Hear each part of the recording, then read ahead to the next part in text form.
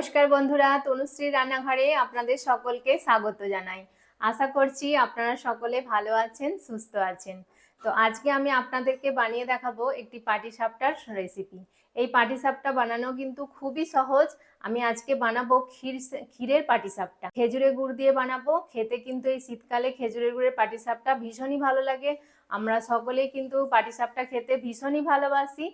আর অনেকেই বলেন যে এই পাটিসাপটা বানাতে গিয়ে মানে প্যানেতে আটকে যায় বা ফেটে যায়, কিন্তু আমি কয়েকটা টিপস আপনাদেরকে বলে দেবো, যেটা ফলো করে আপনারা বানালে কিন্তু এই পাটিসাপটাটা একদমই প্যানে আটকাবেও না আর ফেটেও যাবে না। তাহলে চলুন আজকে শুরু করে দিই ঝটপট আজকের রেসিপি খেজুরের গুড়ের পাটিসাপটা। বন্ধুরা, পাটিসাপটাটা বানানোর জন্য আমি কি কি উপকরণ নিয়েছি সেটা আপনাদেরকে দেখিয়ে দিই। আমি এখানে দেখুন 1 বাটি চালের গুঁড়ি নিয়েছি। এটা যে কোনো চালের গুঁড়ি নিলেই হবে, আতপ চাল কিংবা সেদ্ধ চালের গুঁড়ি যে কোনো একটা নিলেই হবে। তো আর নিয়েছি হচ্ছে এখানে হাফ বাটি ময়দা, তার থেকেও কম মানে হাফ বাটির থেকেও কম নিয়েছি সুজি, আর নিয়েছি দুধ, আর লাগবে হচ্ছে খেজুরের গুড়। এই পাটিসাপটাটা খেজুরের গুড় দিয়েও বানাতে পারেন, আবার চিনি দিয়েও বানাতে পারেন। যেহেতু এখন শীতকাল আর খেজুরের গুড়টা দিয়ে বানালে কিন্তু খেতে ভীষণই ভালো লাগে, সেজন্য আমি খেজুরের গুড় নিয়েছি। তাহলে চলুন এবার ব্যাটারটা আমি রেডি করব। ব্যাটারটা রেডি করার জন্য আমি এখানে দেখুন একটা বোল নিয়েছি। তো এর মধ্যে সব উপকরণগুলো আমি এক এক করে দিয়ে দেব। প্রথমে আমি চালের গুঁড়িটা দিয়ে দিচ্ছি, তারপরে দিয়ে দিচ্ছি ময়দা, এরপর আমি সুজিটা অ্যাড করে দিচ্ছি, আর দেব অল্প একটু লবণ। অল্প একটু লবণ দিয়ে দিচ্ছি, দিয়ে এবার শুকনো উপকরণগুলো আগে একটু মিশিয়ে নেব।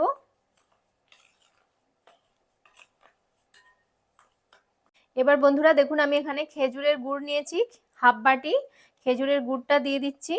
এখানে কিন্তু মিষ্টির পরিমাণটা ঠিক বুঝে দিতে হবে, খুব বেশি কিন্তু মিষ্টি চিনি বলুন বা গুড় বলুন বেশি দিয়ে দিলে কিন্তু তাওয়া থেকে ভালোভাবে কিন্তু উঠতে চাইবে না।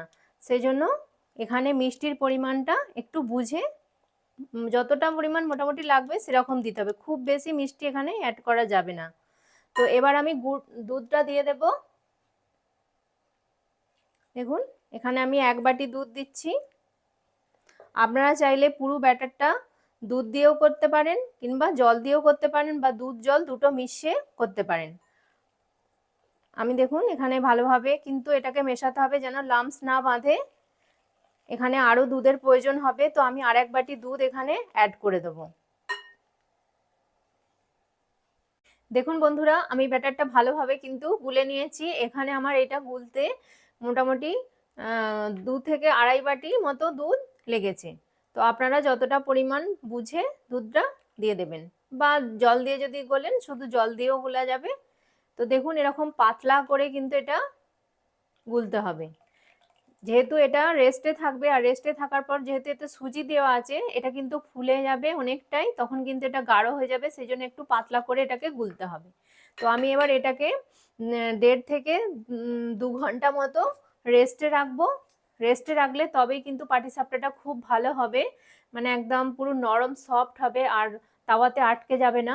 তো আমি এটাকে চাপা দিয়ে এখন 1.5 থেকে 2 ঘন্টা আমি রেস্টে রাখবো, তারপর ততক্ষণ আমি ক্ষীরটা বানিয়ে নেব।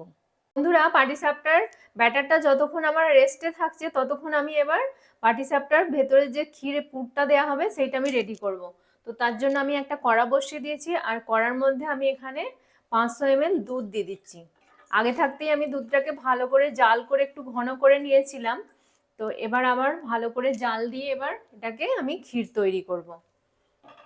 দেখুন ভালো করে কিন্তু এটাকে ফোটাতে হবে, আর মাঝে মাঝে একটু খুন্তি দিয়ে এরকম করে দিতে হবে, চালিয়ে দিতে হবে, নালে কিন্তু তলায় লেগে যাবে, যেহেতু অনেকটাই দুধটা ঘন আছে। ভালো করে টকবক করে ফুটুক, তারপর আমি ফিরে আসছি।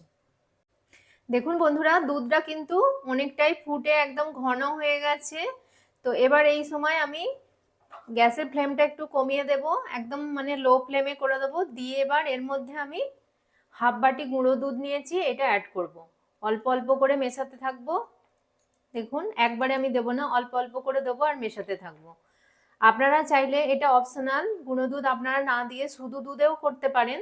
তবে সেক্ষেত্রে একটু সময় সাপেক্ষ ব্যাপার, মানে একটু সময়টা বেশি লাগে, সেই জন্য যাতে এটা তাড়াতাড়ি হয়ে যায় সেই জন্য আমি এখানে গুঁড়ো দুধটা অ্যাড করছি। আর গুঁড়ো দুধটা দিলে একটু টেস্টটাও কিন্তু বেশি ভালো হয়, ক্ষীরটা খুব সুন্দর হবে। তো আমি এখানে দেখুন, আপনারা চাইলে যদি আপনাদের হাতে সময় থাকে তো আপনারা শুধু দুধ দিয়েও ক্ষীরটা বানিয়ে নিতে পারেন। তো দেখুন ক্ষীরটা ভালোভাবে এবার অনেকটাই ঘন হয়ে গেছে দুধটা। আবারও ভালো করে আমি গ্যাসের ফ্লেমটা বাড়িয়ে দিলাম, দিয়ে আবারও এটাকে ভালো করে ফোটাবো। দেখুন দেখুন দুধটা অনেকটাই ঘন হয়ে ক্ষীরে পরিণত হয়ে যাচ্ছে এবার আস্তে আস্তে। তো এই সময় আমি এবার এতে স্বাদ অনুযায়ী একটু খেজুরের গুড় অ্যাড করে দিচ্ছি। এখানে 3 চামচ মতো খেজুরের গুড় আছে।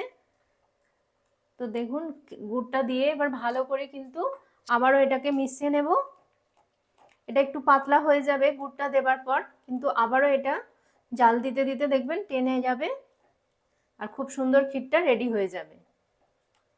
এই সময় গ্যাসের ফ্লেমটা মিডিয়াম টু লো এর মধ্যে রাখতে হবে আর অনবরত কিন্তু এটাকে নাড়াতে হবে, না হলে কিন্তু তলায় লেগে যাবে আর পোড়া পোড়া গন্ধ ছাড়লে একদমই খেতে ভালো লাগবে না। সেই জন্য এটাকে ক্রমশ সবসময় এটাকে নাড়িয়ে যেতে হবে এইভাবে, নাহলে কিন্তু তলায় লেগে যাবে। দেখুন বন্ধুরা ক্ষীরটা কিন্তু আমার একদম রেডি হয়ে গেছে। দেখছেন কড়া থেকে কিন্তু একদম ছেড়ে দিচ্ছে। এর থেকে বেশি কিন্তু আর ঘন করব না, কারণ এটা ঠান্ডা হয়ে গেলে অনেকটাই টেনে যাবে আর শক্ত হয়ে যাবে। তো এরকম স্টেজে আমি এটা বন্ধ করে দিচ্ছি গ্যাসের ফ্লেমটা, আর এটাকে ঠান্ডা করে তারপর আমি পাটিসাপটাগুলো তৈরি করব। দেখুন বন্ধুরা 2 ঘন্টা পর আমি ফিরে এসেছি।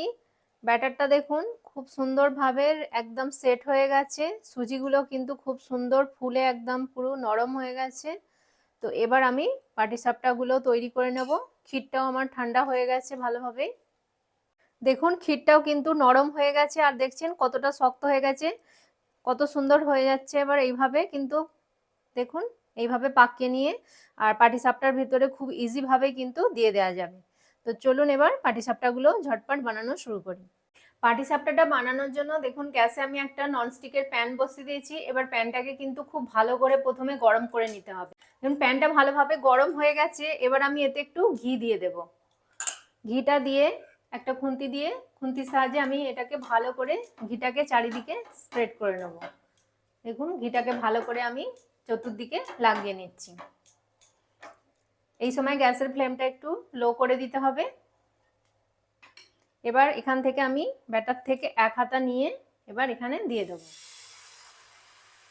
দেখুন কত সুন্দর আপনা আপনি স্প্রেড হয়ে যাচ্ছে। এবার এটাকে হ্যান্ডেলটা ধরে আমি আস্তে আস্তে এটাকে ঘুরিয়ে গোল করে দেবো। এইভাবে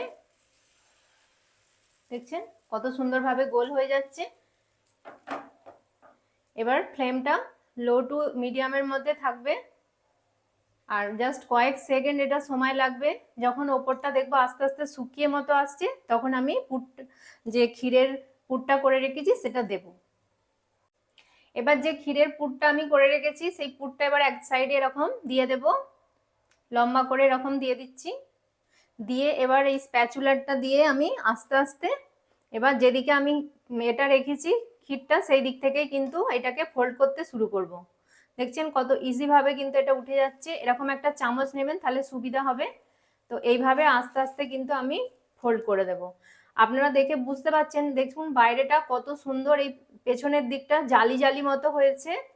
তো এইটা হবার কারণ হচ্ছে ভালো করে কিন্তু প্যানটাকে গরম করে নিতে হবে, তাহলে কিন্তু খুব সুন্দরভাবে এটা উঠেও যাবে আর খুব সুন্দরভাবে এটা জালি জালি মতো হবে।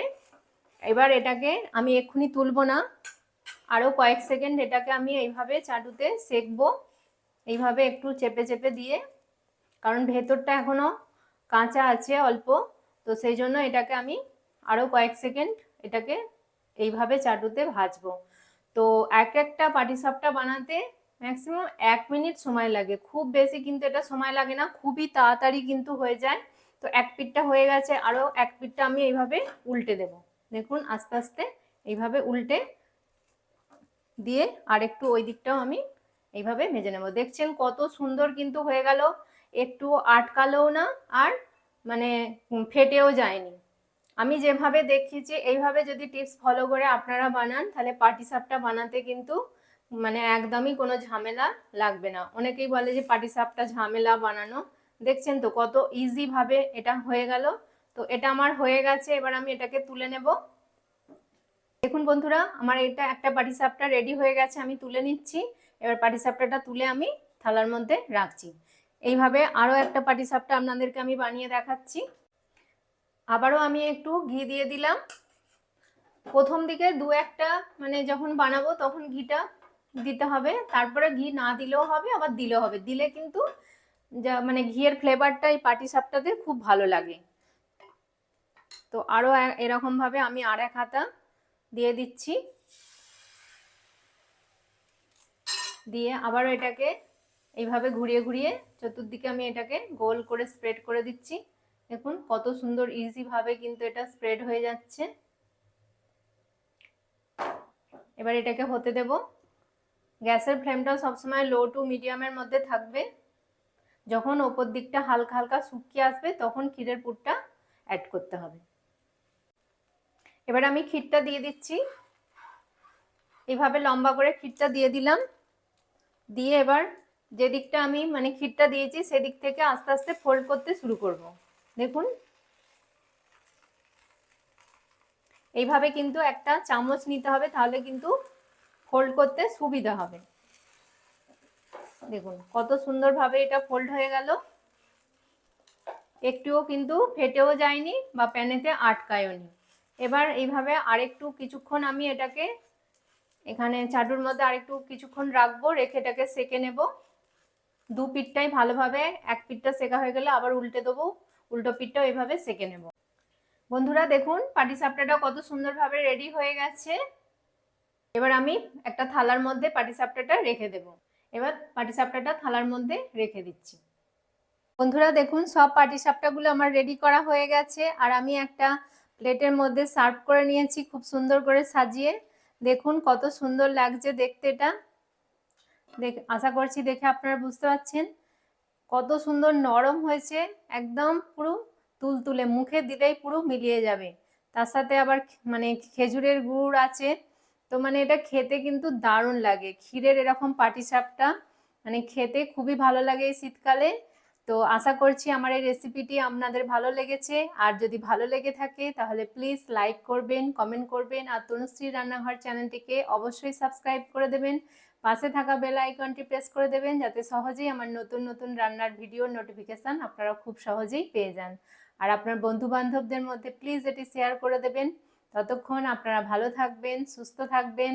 আপনাদের সাথে দেখা হবে আবার একটি নতুন রান্নার ভিডিওতে। নমস্কার, টাটা।